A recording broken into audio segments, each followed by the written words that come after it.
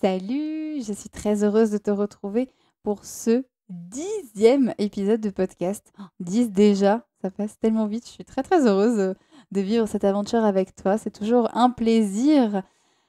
Alors aujourd'hui, j'aimerais savoir, est-ce que tu es allé consulter tes mails? Est-ce que tu es allé consulter ton courrier? Peut-être comme chaque jour, ou comme les 2 3 jours, comme moi.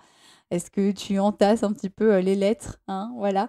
Bon, je te dis ça parce que tu l'as vu dans ce titre de podcast, je parle de la boîte aux lettres. Mais aujourd'hui, on va s'intéresser à une boîte aux lettres beaucoup plus sympa, celle de ton cœur. Et on va parler du fait de donner et de recevoir. Je vais passer un petit peu de temps à t'expliquer pour moi ce que ça veut dire donner et recevoir, qu'est-ce que ça implique et pourquoi c'est aussi important dans ta relation amoureuse. Et puis, on ira tout doucement vers quelques idées, quelques astuces que je te propose pour que tu puisses recevoir sans culpabiliser et sans donner en retour. Si, si, je t'assure, c'est possible et c'est juste magique. Alors oui, tu as peut-être du mal à recevoir et peut-être plus de facilité à donner. Alors déjà, pour te donner peut-être un exemple, justement, donner et recevoir, eh bien par exemple, moi là, je te donne un podcast et c'est toi qui le reçois. Par exemple, ça va être aussi, tu vas te faire masser, tu reçois un massage et tu vas donner de l'argent pour ce massage. Ça va être, par exemple, tu reçois un compliment, tu donnes un compliment en retour. Et c'est ça qui va nous intéresser. On est dans une société où on nous a beaucoup appris à donner, à être généreux avec les autres. On nous a appris à ne pas être égoïste, parce qu'être égoïste, c'est mal. Attention, c'est pas ce que je pense. Mais voilà, on nous a beaucoup appris ça. Et pourtant, et pourtant, il y a des fois où si juste on se laissait traverser par une énergie de réception, eh ben on se sentirait tellement mieux. Alors cet épisode va te viser un peu plus particulièrement si tu fais partie des personnes qui ont du mal à accepter un compliment. Si tu te sens gêné, si tu ne te sens pas légitime quand tu entends un compliment sur toi. Si on te fait un cadeau et que du coup tu te dis, bon, forcément, il faut absolument que je fasse le même cadeau au même prix et très très vite parce que sinon, franchement, la personne, elle va être super énervée.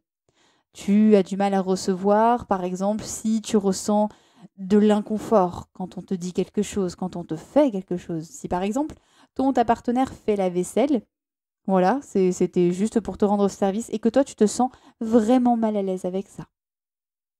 Ça va être un épisode hyper important pour toi si tu penses aussi que rien n'est gratuit, que si tu reçois forcément quelque chose, c'est qu'il y a soit un piège derrière, soit qu'il va falloir que tu payes quelque chose, que ce soit en argent, en temps, en service.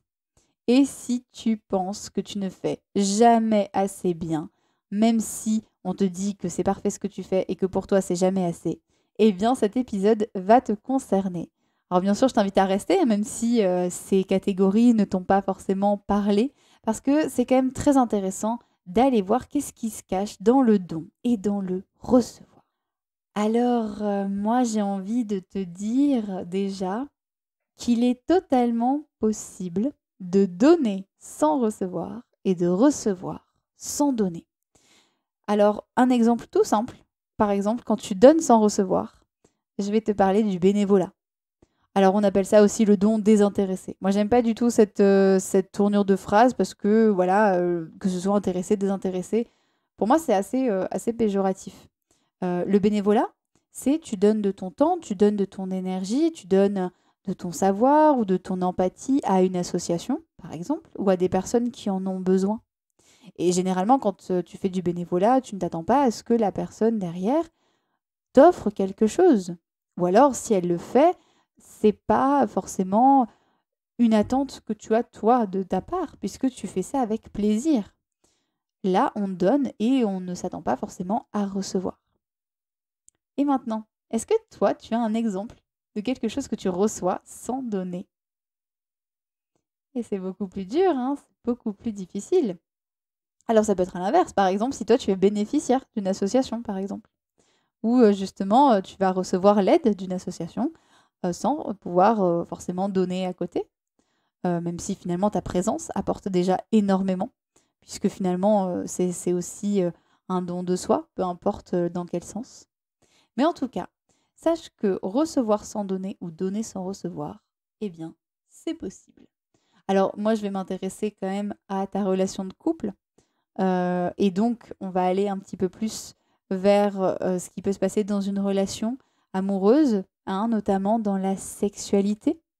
Dans la sexualité, effectivement, eh bien, on a beaucoup, beaucoup cette notion de je fais quelque chose à mon partenaire, à ma partenaire, et elle me fait quelque chose.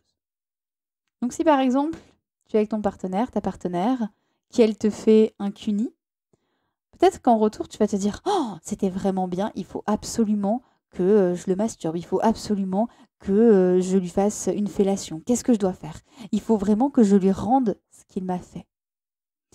Et pourtant, parfois, ça peut arriver que ta partenaire te fasse peut-être ça, mais juste pour le plaisir, parce que ça lui fait plaisir de te faire plaisir, et aussi parce qu'en fait, il n'a pas forcément ou elle n'a pas forcément envie.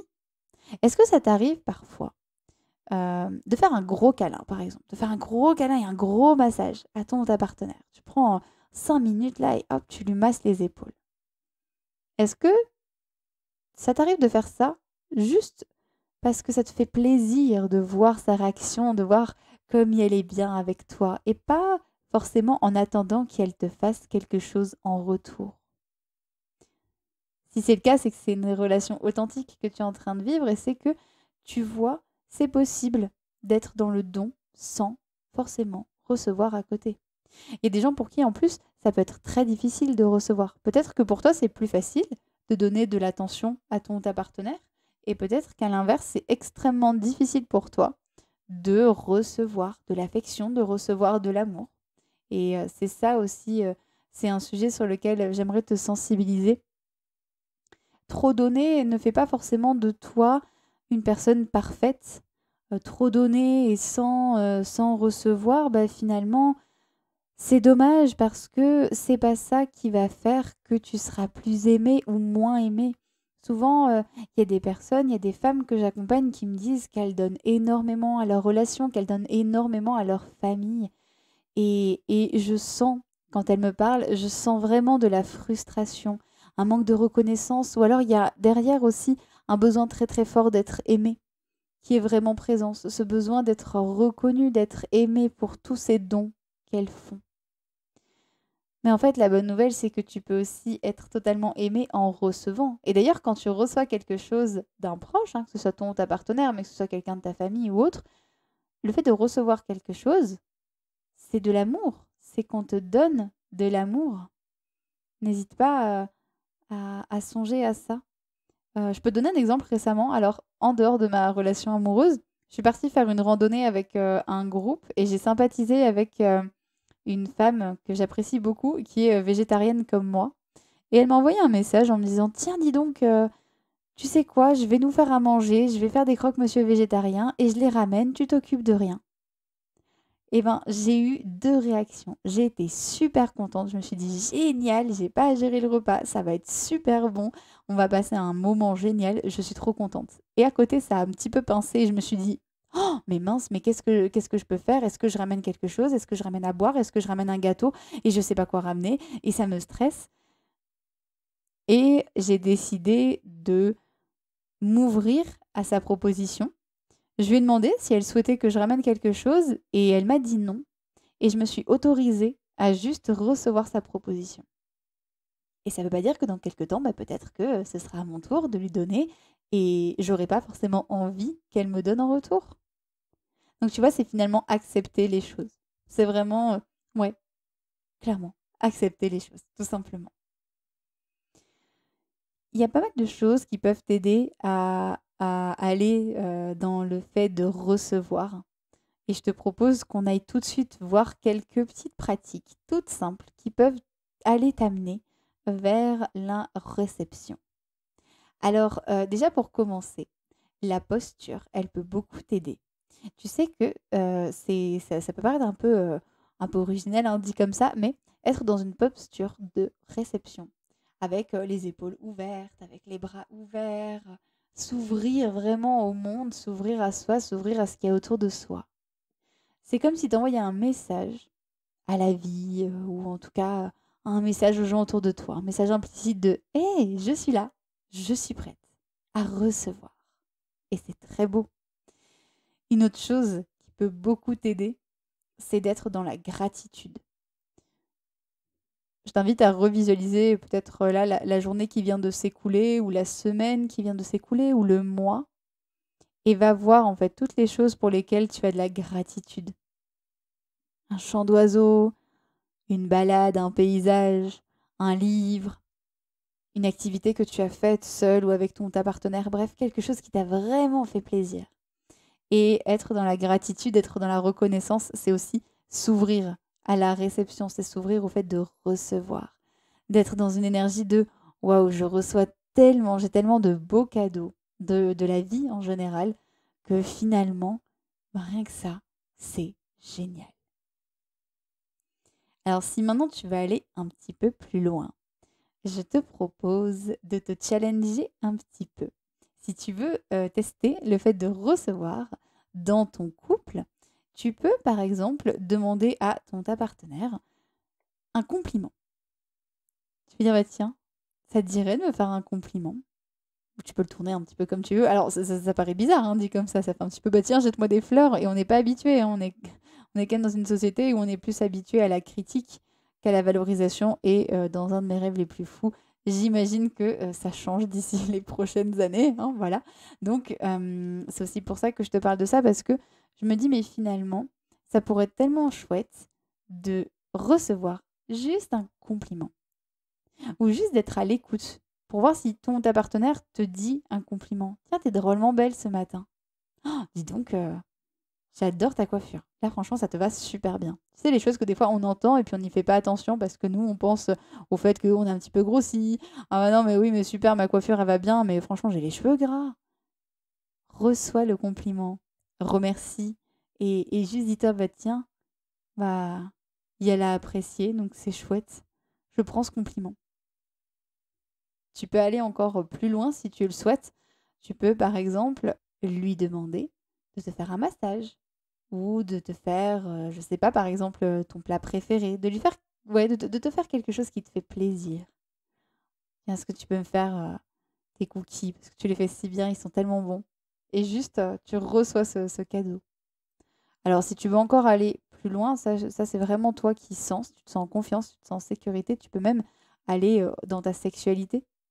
Tu peux même essayer de voir qu'est-ce qui se passe si juste tu reçois une pratique sexuelle. Qu'est-ce qui se passe si juste tu reçois un cuni, par exemple, ou si juste tu reçois des bisous?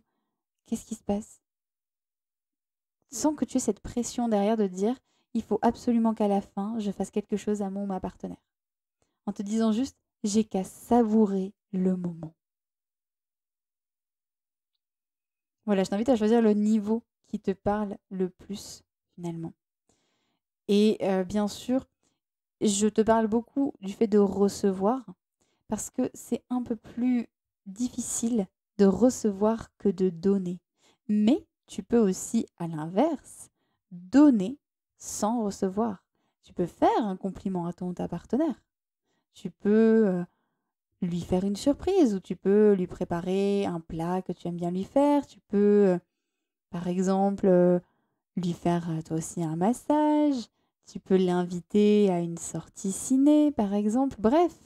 Ou évidemment, tu peux aussi lui proposer une pratique sexuelle de ton choix, que vous êtes OK tous les deux, et juste la faire sans attendre quelque chose en retour.